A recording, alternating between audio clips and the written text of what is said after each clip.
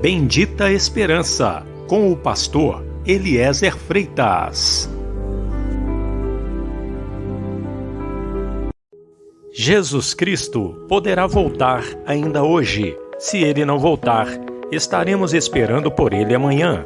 Igreja da Bendita Esperança, Rua Augusto Trombini, 444, no alto da cidade.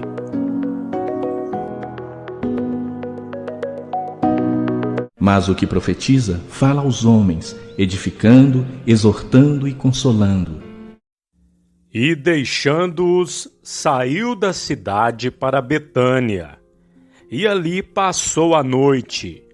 E de manhã, voltando para a cidade, teve fome, e avistando uma figueira perto do caminho, dirigiu-se a ela e não achou nela senão somente folhas, e disse-lhe: Nunca mais nasça fruto de ti para sempre.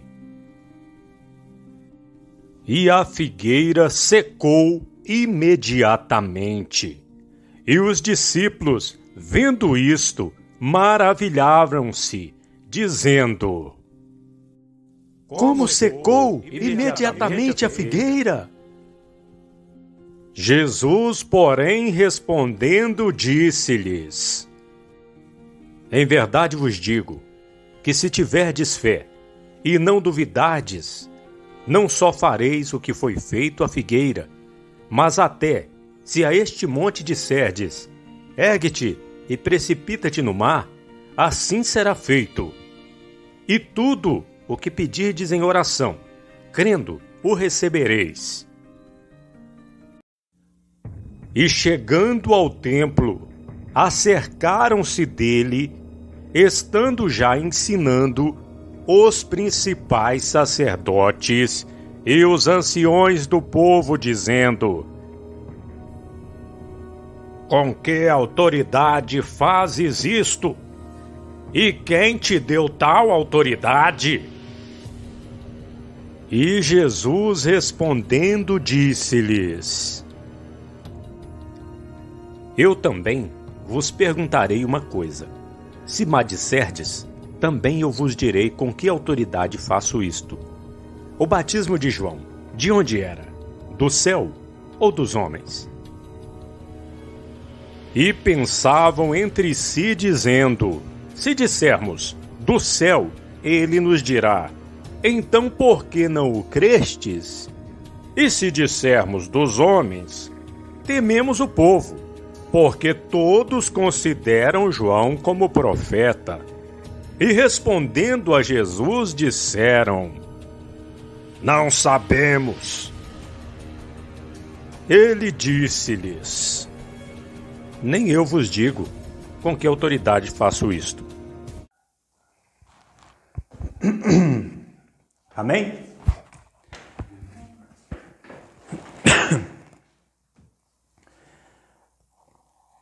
Evangelho de São Marcos, capítulo 16, 9. Eu quero mostrar para os irmãos aqui, nesta noite, duas coisas importantes.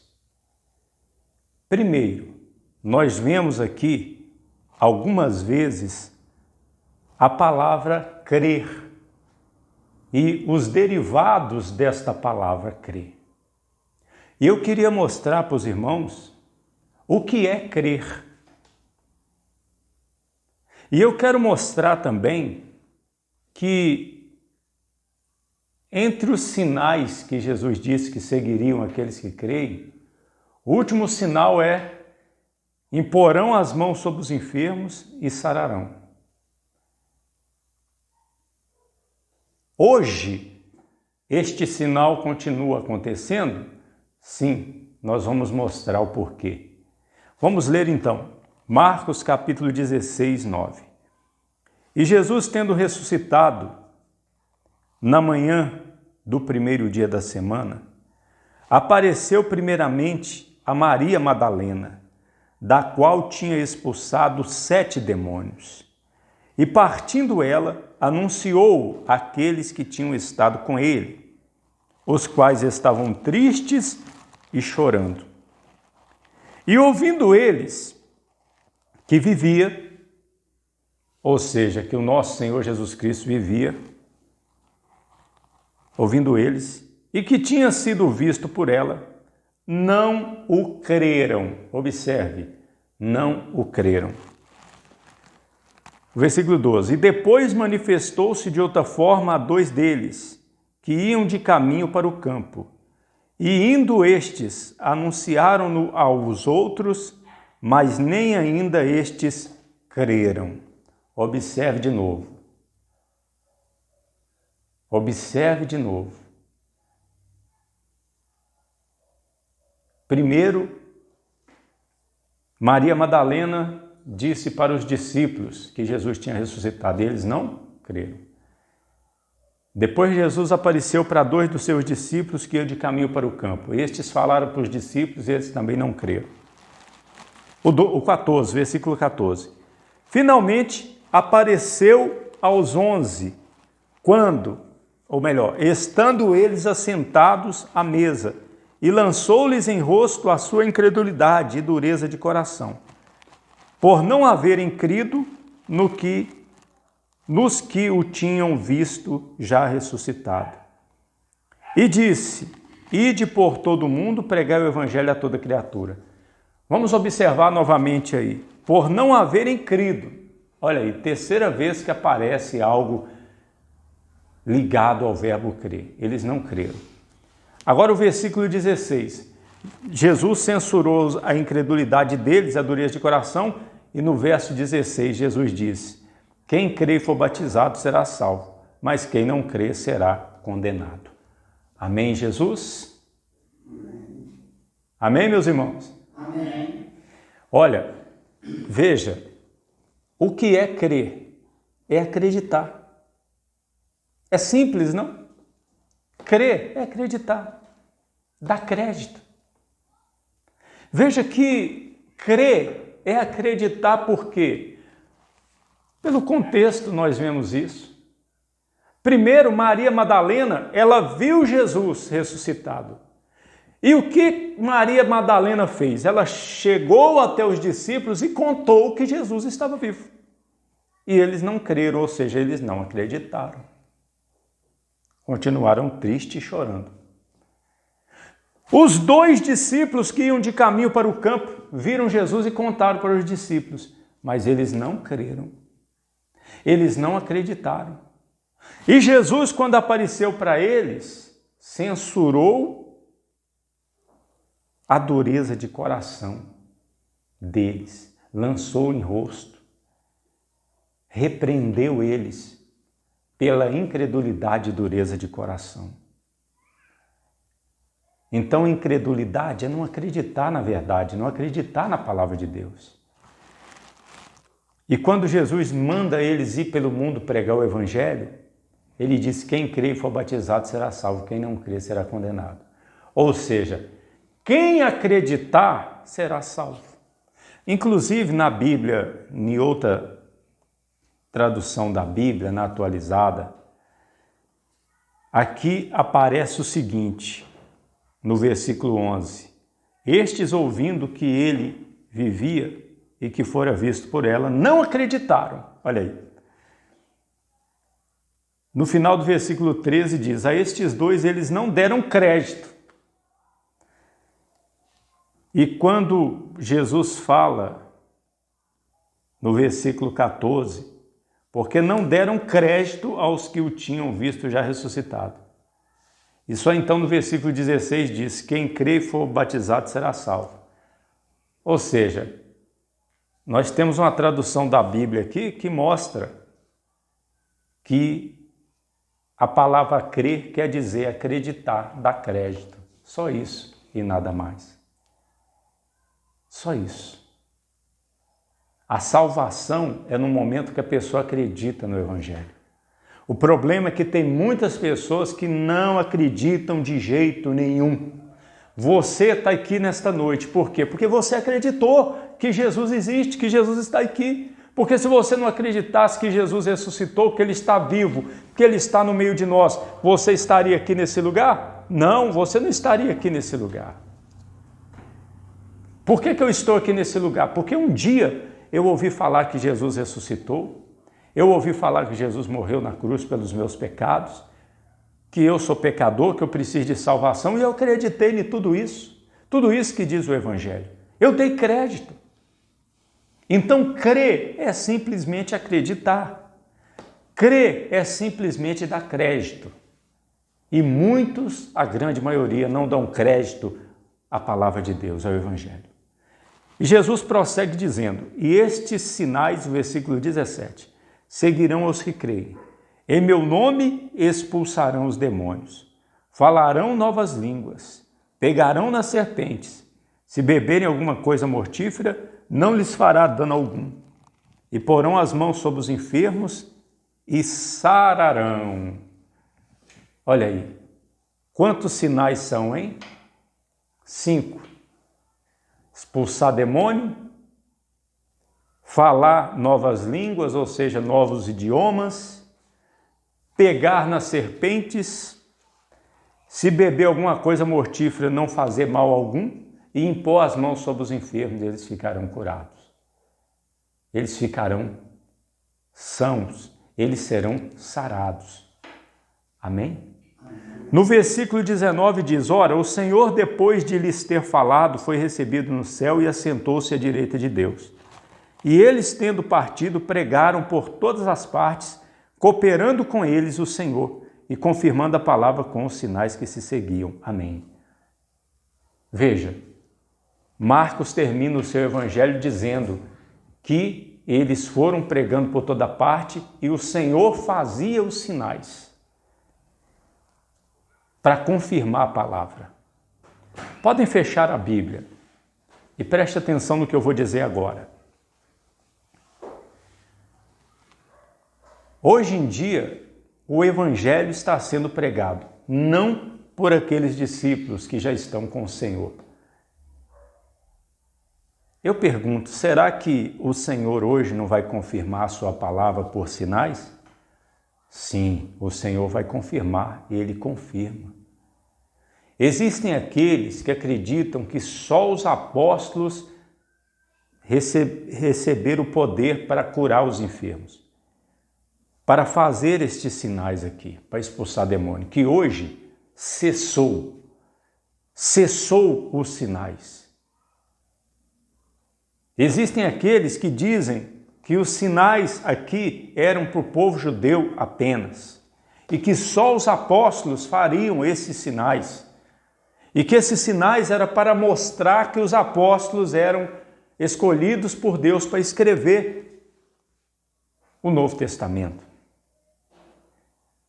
Mas acontece que nós vemos nas Escrituras, meus irmãos, nós vemos o seguinte, olha só, preste atenção. Nós vemos, por exemplo, Ananias, aqui em Atos 9:17, Ananias não era apóstolo. Não precisa abrir a Bíblia não, porque depois os irmãos procuram em casa e confira. Atos 9:17, 18 diz assim, e Ananias foi e entrou na casa e impondo-lhe as mãos disse, irmão Saulo, Senhor Jesus que te apareceu no caminho por onde vinhas me enviou para que tornes a ver e seja cheio do Espírito Santo. E logo lhe caíram dos olhos como que umas escamas. Imediatamente recuperou a vista e levantando-se foi batizado. Amém? Ou seja, Ananias era apóstolo? Não.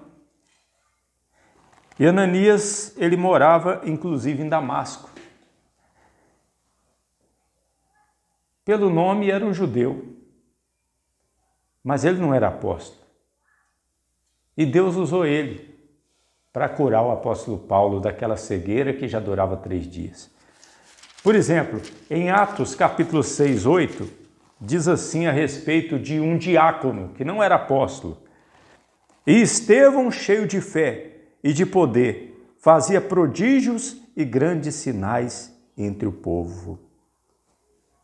Está vendo? Estevão não era apóstolo, ele fez um sinal.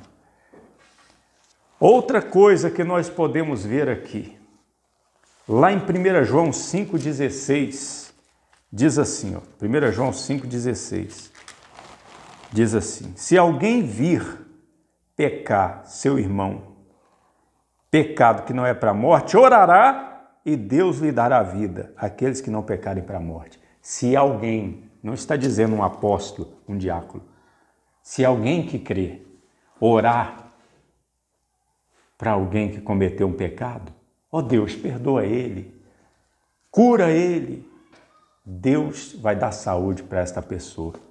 E nós podemos ver também aqui em Tiago, capítulo 5, 13, um trecho que nós sempre lemos aqui na igreja. Está alguém entre vós doente? Tiago 5, 14. Está alguém entre vós doente? Chama os presbíteros da igreja, os presbíteros da igreja. Veja que não era só os apóstolos, né, que oravam e os doentes eram curados. Chame os presbíteros da igreja e orem sobre ele, ungindo-o com azeite em nome do Senhor. E a oração da fé salvará o doente, e o Senhor o levantará. E se houver cometido pecado, ser-lhe-ão perdoados. Confessai as vossas culpas uns aos outros, e o quê? Orai uns pelos outros para que sareis. A oração do justo pode muito em seus efeitos. Amém? Então veja que não é só os apóstolos que têm que orar pela saúde para acontecer o milagre. Não é só os presbíteros. Somos todos nós que temos que orar uns pelos outros. Pedir a Deus para dar saúde uns para os outros. Somos todos nós que temos que pedir. Se você viu um irmão doente, você tem que orar. Pedir, ó Deus, eu creio no Senhor, então faz um milagre na vida daquele irmão, cura ele. Amém? Amém. E olha, em Atos 28, 9, fica claro que os sinais não eram só para os judeus. Atos 28, 9, eu vou ler um pouquinho antes. Diz assim, vamos ler um pouco antes, Atos 28. E havendo escapado, então souberam que a ilha se chamava Malta.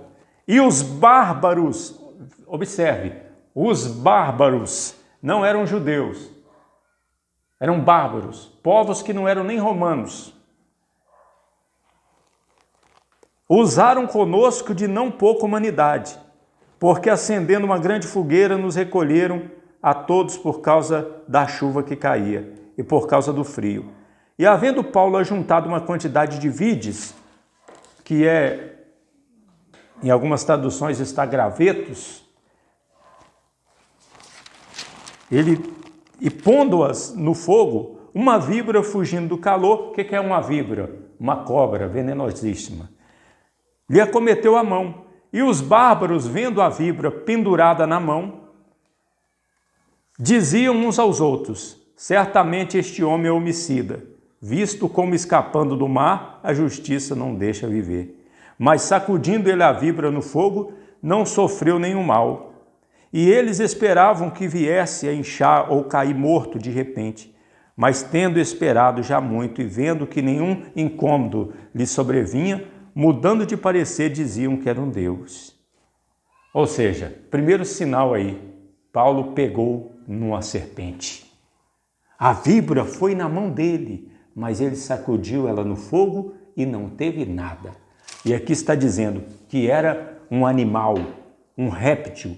A víbora, quando pegava uma pessoa, a pessoa morria. Os bárbaros, vendo a víbora pendurada na mão dele, disse, ele vai morrer. Ele vai morrer, não tem jeito. Esse aí não escapa. Esse aí não escapa. Pois escapou. E se cumpriu um sinal de Jesus. E não foi para os judeus. Por quê? Porque quem estava ali na ilha eram os bárbaros. Continuando. E ali próximo daquele lugar havia umas herdades que pertenciam ao principal da ilha, por nome Públio, o qual nos recebeu e hospedou benignamente por 3 dias. E aconteceu estar de cama enfermo de febre e disenteria o pai de Públio, que Paulo foi ver, e havendo orado, pôs as mãos sobre ele e o curou. Feito, pois, isto, vieram também ter com ele os demais, que na ilha tinham enfermidades, e sararam. Olha aí, os bárbaros receberam a cura naquele dia. E 3 meses depois partimos num navio de Alexandria, que invernara na ilha. Amém? Meus irmãos, eu poderia mostrar aqui outros trechos da Bíblia que provam que esses 2 argumentos estão certos. Primeiro, crer é simplesmente acreditar. Dá crédito. Muitos querem complicar as coisas. Muitos que acreditam que a salvação também é pelas obras, querem dizer, não, crer é mais do que acreditar. Crer é você acreditar e provar que acredita, você ter obras. Não, crer é simplesmente acreditar mesmo. Obviamente que depois que a pessoa recebe a salvação, a pessoa vai andar nas boas obras. Mas ela é salva simplesmente pela fé, o acreditar. E outra coisa, os milagres continuam acontecendo ainda hoje. Jesus continua curando os enfermos ainda hoje. E se alguém disser que cessou, não cessou. Eu poderia dizer aqui que eu fui curado. Quando eu aceitei Jesus, eu fui curado. Eu vi minha irmã ser curada de um problema na mão. Eu vi. E já vi tantas pessoas serem curadas. Como que cessou os milagres? Não, o nosso Senhor Jesus continua fazendo sinais, continua fazendo milagres, onde quer que o Evangelho é pregado. Nós não cremos que os dons do Espírito Santo cessaram. Nós não cremos que os milagres cessaram. Não. Nós cremos que Jesus continua fazendo milagres. Cremos e podemos ver e constatar. Amém, meus irmãos? Amém. Graças a Deus? Graças a Deus. Amém.